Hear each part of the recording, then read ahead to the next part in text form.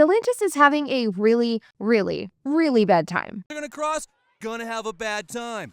Now, as we all know, Stellantis has had a rough couple of years. Post-pandemic, their sales have tanked, inventory is piling up, and they just got a new CEO after their old one abruptly left. It's bad. However, over the last 12 months, Stellantis has made a continuous effort to turn the ship around, working to offload inventory in an effort to restabilize their prices, and it's been working decently well. As a result of these efforts, Stellantis is no longer the highest inventory automaker, which is really the first step that the company had to take in order to stop discounting their prices left and right. But they still have a very long way to go, and their first half of 2025 earnings really show this loud and clear. But before we dive into that, we do have a huge announcement here on the channel, and that is the Car Sharing Masterclass 3.0 is coming out in just a couple of days on Friday, August 1st. And so if you are interested in checking out the course, you can do so by using the code OFFER100 because come August 1st, our prices are going to go up and that coupon code is going to change. Now, the Car Sharing Masterclass is a full in-depth course teaching you everything you need to know about starting and scaling a car sharing fleet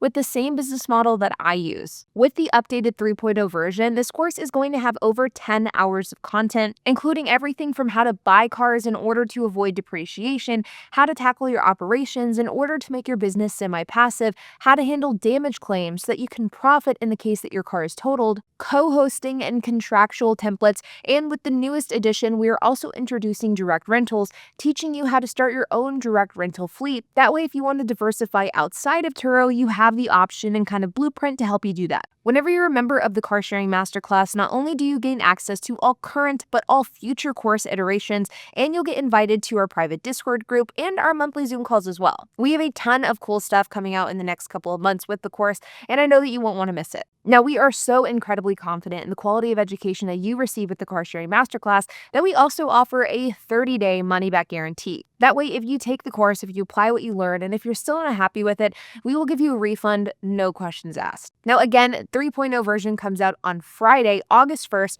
and the price is going to change with the course, and this coupon code will change along with it. So if you want to log in the course today, you can use the code OFFER100 to get $100 off. Now, I know many YouTubers focus on the bad of companies, really leaning into the doom and gloom of our current situation in order to get more clicks. Not me, but other YouTubers.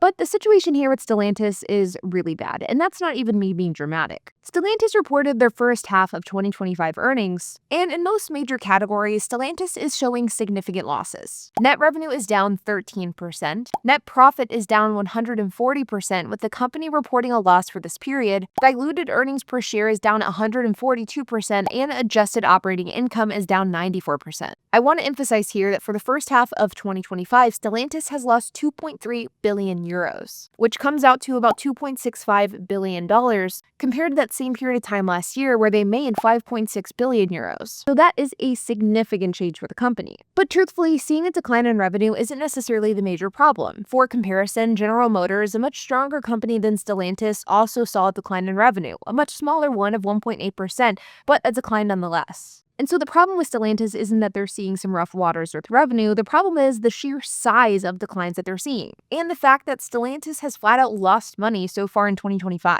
But there really is more to it even than just the amount of money that Stellantis is losing, because the truth is Stellantis' problems are sort of multi-pronged. First is tariffs. About 40% of all cars Stellantis sold in the United States last year were produced and imported from either Mexico or Canada. And after Stellantis paused their earnings and performance outlook back in April because of economic uncertainties and volatility, with this newest 2025 data, Stellantis is already preparing investors and the automotive industry for significant costs related to tariffs, estimating that the total tariff cost for the year will be about $1.75 billion in 2025. But this almost gets a little bit worse because this $2.65 billion loss in 2025 for the company, that is without the bulk of that tariff cost. Because you see, while Stellantis has estimated that tariffs are going to cost the company about $1.75 billion in 2025, the bulk of that is actually going to occur in the second half of the year. Because in Q1 and Q2, tariffs only cost Stellantis about $350 million. and the additional $1.4 trillion is going to come throughout the rest of the year. So losses due to tariffs are going to accelerate substantially between now and the end of the year, which will no doubt create a major problem very, very soon. But tariffs aren't Stellantis' only issue. Demand, or the lack thereof, is also a major problem. Here's a breakdown of sales by region for Stellantis, and you can see that in North America, Europe, the Middle East, and China, India, and the Asia Pacific, shipments are all down. The only area where shipments are up is in South America. But the growth that we're seeing in South America definitely does not offset the declines that we're seeing elsewhere throughout the world. And that's bad news for the company. Now, Stellantis has already said that they have some tough decisions ahead. And I think, and personally, I would be willing to bet that these tough decisions are going to come in the form of offloading some of their brands. And I predict that Stellantis will get rid of Maserati. They may do something with Chrysler as well. And I personally think that they should do something like merge Dodge and Ram. However, I don't think that they will do this, but I think that they should. The truth is, Stellantis' lineup is confusing and it's full of fat. Dodge sales were down 50% in the first half of 2025, and when you look at Dodge's lineup, it's 3 measly cars. Hell, they even have Ram trucks on the Dodge website, which, based off of the brands that I've studied in the past, is a clear indicator that a brand is potentially floundering. For example, the Wagoneer does the same thing with Jeep.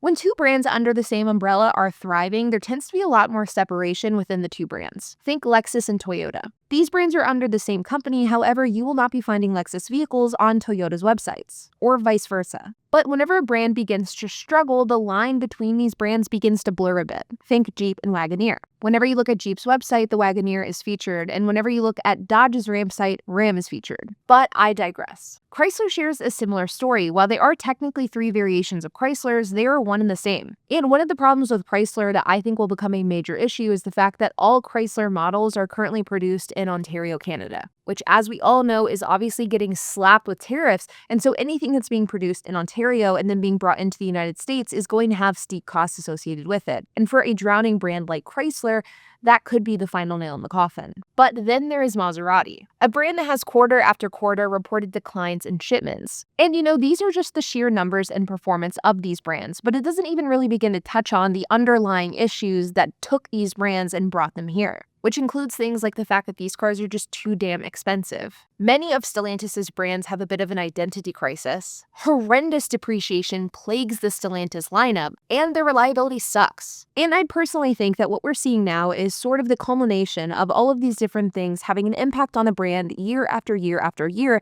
and as a result, people just don't want to buy them. And to be honest, I don't know what exactly Stellantis is going to do, but I do think that they're going to do something, and I also think that they're going to do something by the end of the year, but only time will tell. Like always, you guys, I hope that you enjoyed this video. If you have any questions, comments, if you have anything to add, I would love to hear it, so make sure to leave a comment down below. And while you guys are at it, make sure to hit the like button, hit that subscribe button, and hit the notification bell, and I will see you guys in the next video.